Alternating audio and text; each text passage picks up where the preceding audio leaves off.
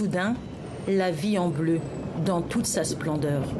Une plongée dans les profondeurs de la Méditerranée, une mer régénérée, où la pêche ne saccage plus les fonds marins. Les baleines naviguent sans crainte de collision, le transport maritime est régulé. Voilà, c'est un voyage en utopie, nous sommes en 2050. La nature a repris ses droits et les zones protégées le sont réellement.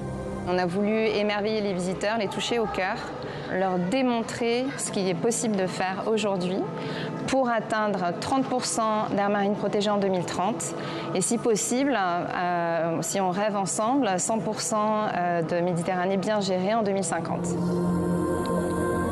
Un champ des possibles pour mobiliser aussi les décideurs politiques et les puissances économiques. L'idée n'est pas de faire de l'océan un sanctuaire, bien au contraire, mais de concilier activité humaine et préservation de la biodiversité. Des instruments, financiers notamment, existent déjà. Encore faut-il avoir la volonté d'investir dans le capital naturel. Il faudrait 175 milliards de dollars par an pour avoir un océan géré durablement. C'est un ordre de grandeur. Et ce qu'on arrive à lever, c'est 25 milliards de dollars par an. L'économie maritime est rentable, mais la conservation, c'est-à-dire la protection de l'océan, ce sont des activités qui sont moins rentables.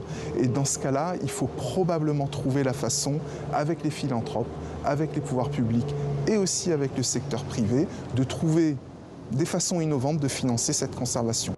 La Grande Bleue, elle ne représente qu'1% de la surface totale des océans, mais elle abrite une biodiversité exceptionnelle. C'est un joyau fragile et en souffrance. Monaco rêve d'en faire un modèle de gestion durable.